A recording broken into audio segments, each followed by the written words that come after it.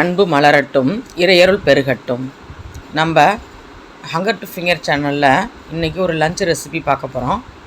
இது மட்டனும் ஈரல் உருளைக்கிழங்கு அவரைக்காலாம் சேர்த்து செஞ்ச ஒரு வறுவல். இது மண் சட்டியில் செஞ்சது. அதுக்கப்புறம் நம்ம சாப்பாட்டில் ஊற்றி சாப்பிட்றதுக்கு தேங்காய் பால் ரசம். இது எங்கள் வீட்டில் எல்லாருக்குமே ரொம்ப பிடிச்ச ரெசிபி. இது எங்கள் பாட்டி சொல்லி கொடுத்த ரெசிபி. இது வந்து ரசம்னா மிளகு ஜீரகம் சேர்த்து செய்கிறதுன்னு நினச்சிக்காதீங்க. இது வந்து தேங்காய் பாலில் புளி சேர்த்து செய்யக்கூடிய ஒரு குழம்பு வெரைட்டி. இது நம்ம லாங் ட்ராவல் பண்ணும் பொழுது எலுமிச்சை சாதம் புளி சாதத்துக்கு பதிலாக இதை நம்ம பேக் பண்ணி கொண்டு போனால் ரொம்ப நல்லாயிருக்கும். இது கெட்டு கூட போகாது. இதை நம்ம ஃப்ரிட்ஜில் வச்சு கூட பயன்படுத்தலாம். இந்த குழம்பு நம்ம இறக்க போகிற நேரத்தில் பெருங்காயத்தையும் வெந்தயத்தையும் நல்லா வறுத்து பொடி பண்ணி அதை அந்த குழம்புல சேர்த்து கடைசியாக கலந்து இறக்கலாம். அதுக்கப்புறம் நம்ம மல்லி இலைகளை தூவி நம்ம இந்த குழம்ப கலந்து பரிமாறலாம். அடுத்தது இந்த கிளைமேட்டுக்கு தகுந்த மாதிரி நமக்கு தூதுவளை தக்காளி ரசம். அடுத்தது இது இட்லி தோசை சப்பாத்தி பூரிக்கெலாம் ஏற்ற மட்டன் கெட்டி குழம்பு. நான் இதை டிஃபன்ஸுக்கு தனியாக எடுத்து வச்சுருக்கேன்.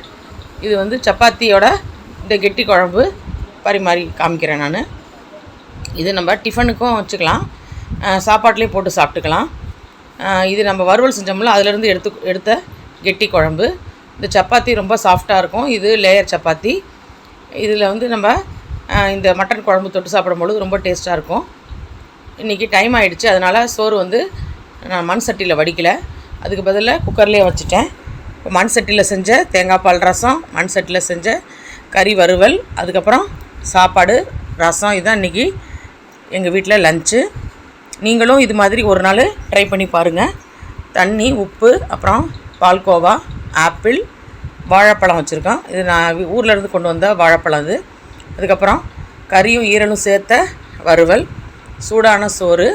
இதில் தாராளமாக ஊற்றி தேங்காய் பால் ரசத்தை ஊற்றி நம்ம சாப்பிட்லாம். அதுக்கப்புறம் ரசம் இதெல்லாம் வச்சுட்டோம் நம்ம. இது மாதிரி நீங்களும் ஒரு நாள் உங்கள் வீட்டில் லீவ் நாள்லையோ இல்லை லன்ச் டைமில் ட்ரை பண்ணி பாருங்கள். இந்த தேங்காய் பால் ரசத்துக்கு நான்வெஜ் ஐட்டம் தான் நல்லாயிருக்கும். சிக்கன் வறுவல், மட்டன் வறுவல், அது இல்லாமல் உருளைக்கிழங்கு மசாலா, முட்டை மசாலா, இதுவும் நல்லாயிருக்கும். தேங்க்ஸ் ஃபார் வாட்சிங் ஃப்ரெண்ட்ஸ்.